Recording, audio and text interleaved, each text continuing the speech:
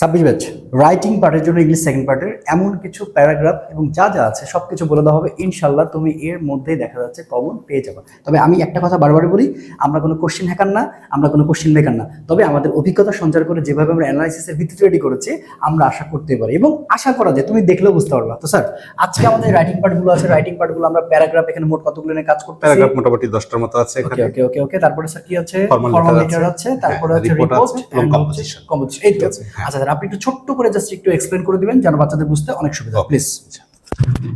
প্রিয় শিক্ষার্থী, আশা রাখি যে ফার্স্ট পেপার আমাদের ভালোই হয়েছে। এখন সেকেন্ড পেপারটাও ভালো করতে হবে। কোনো কারণে যদি ফার্স্ট পেপারটা মনমতো নাও হয়ে থাকে, তারপরেও বিচলিত হবার কোনো সুযোগ নেই। সামনের পথটা মসৃণ করতে হবে, আমাদের চেষ্টা অব্যাহত রাখতে হবে। তো দেখো যে এই সাজেশনটা দিচ্ছি, আশা রাখি যে ইনশাআল্লাহ তোমাদের এই মোমেন্টে উপকারে আসবে। তো প্যারাগ্রাফের ক্ষেত্রে যে প্যারাগ্রাফগুলো আমাদের অবশ্যই পড়তে হবে, প্রিয় শিক্ষার্থী দেখো এই জায়গাতে মোটামুটি 4 আর 10টা আমাদের হচ্ছে প্যারাগ্রাফ সিলেক্ট করা আছে। আশা রাখি যে এই প্যারাগ্রাফগুলো আমাদের ইনশাআল্লাহ কাজে আসবে। তার মধ্যে হচ্ছে দেখো অনলাইন এডুকেশন, এটা এই মোমেন্টে খুবই গুরুত্বপূর্ণ। জুলাই মুভমেন্ট, যেটা সম্প্রতি বা কিছুদিন আগে হয়ে গিয়েছে। Food adulteration, city life and village life, female education, road accident, drug addiction, modern technology, traffic jam, uses and abuses of internet. Okay, তাহলে এই প্যারাগ্রাফগুলো থেকে আশা রাখি যে আমরা ইনশাআল্লাহ কমন পাবো। এইবার এসে দেখো আমাদের জন্য যেটা, সেটা হচ্ছে ফর্মাল লেটার। তবে ফর্মাল লেটারের ক্ষেত্রে একটা কথা না বললেই নয়, যদি এনিহাউ ফর্মাল লেটার কমন আমাদের নাও আসে, তারপরেও আমরা সঠিক ফরম্যাটটা যদি ঠিক রাখতে পারি, তাহলে কিন্তু আমরা ভালো মার্কস সেই জায়গাতে পেয়ে যাব। আশা রাখি অতীত অভিজ্ঞতা যেটা বলে এর মধ্যে ইনশাল্লাহ আসবে। তবে এনিহাউ যদি না আসে, তাহলে সেই ক্ষেত্রে ফরম্যাটটা যেন খুব ভালো করে দেখে আমরা পরীক্ষার হলে পরীক্ষা দিতে যাই। কারণ হচ্ছে ফর্মাল লেটারে ধরো মনে করো যে তোমার লাইব্রেরি ফ্যাসিলিটিস বললো, সেই জায়গাতে হয়তো আমার ক্যান্টিন চেয়েছে বা স্টাডি ট্যুর বলেছে, তখন কিন্তু খুব একটা পরিবর্তন হয় না, হালকা কিছু লাইন পরিবর্তন হয়। শুরু শেষ এই জায়গাগুলো কিন্তু মোটামুটি আমাদের শেষ হয়, মানে সেম হয়। তাহলে দেখো যে ফর্মাল লেটারের ক্ষেত্রে প্রিয় শিক্ষার্থী, এই যে স্টাডি ট্যুর অনেকবার এসছে, এটা বোর্ড পরীক্ষায়। মাল্টিমিডিয়া ক্লাসরুম, তারপর হচ্ছে তোমার লাইব্রেরি ফ্যাসিলিটিস, তারপর হচ্ছে TC, relief camp for flood affected people, তারপরে হচ্ছে seat in the college hostel, তারপরে হচ্ছে setting up computer lab. Okay, তারপর কম্পিউটার ল্যাব, তারপর হচ্ছে ক্যান্টিন, এইগুলো আসতে পারে। তারপর হচ্ছে ডিবেটিং ক্লাব, বা এখানে দেখতে পারো হচ্ছে ইংলিশ ল্যাঙ্গুয়েজ ক্লাব। ওকে, ইংলিশ ল্যাঙ্গুয়েজ এই ক্লাব, এটাও দেখতে পারো।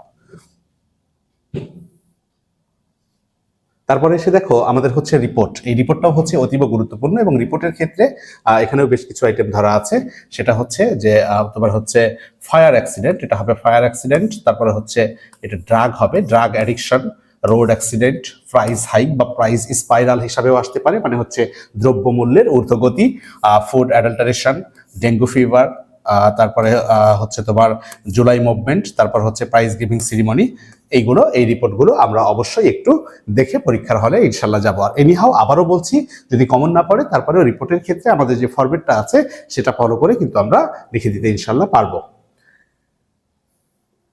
এইখানে সবচেয়ে গুরুত্বপূর্ণ যেটা হচ্ছে দেখো কম্পোজিশন। এই কম্পোজিশনের ক্ষেত্রেও মোটামুটি হচ্ছে আমরা 10-11টার মতো কম্পোজিশন নিয়েছি। তো প্রথমটা হচ্ছে এআই, আর্টিফিশিয়াল ইন্টেলিজেন্স, গুরুত্বপূর্ণ এখন। তারপরে হচ্ছে দেখো যে ফিমেল এডুকেশন, তারপর হচ্ছে প্যাট্রিয়টিজম, স্বদেশপ্রেম, স্টুডেন্ট অ্যান্ড সোশ্যাল সার্ভিস, এটা খুবই গুরুত্বপূর্ণ। ওকে, তারপর হচ্ছে চাইল্ডহুড মেমোরিজ, এগুলো বোর্ড পরীক্ষায় অনেকবার এসছে। তারপর হচ্ছে মডার্ন সায়েন্স বা মডার্ন টেকনোলজি হিসাবে আসতে পারে।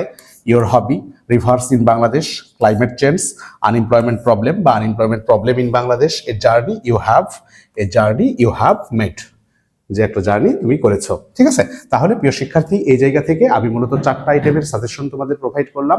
সেটা হচ্ছে প্যারাগ্রাফ, ফর্মাল লেটার, রিপোর্ট এবং কম্পোজিশন। ঠিক আছে, আশা রাখি ভালোভাবে প্রস্তুতি নাও, এই পরীক্ষাটাও ইনশাল্লাহ মনের মতো হবে। আসসালামু আলাইকুম।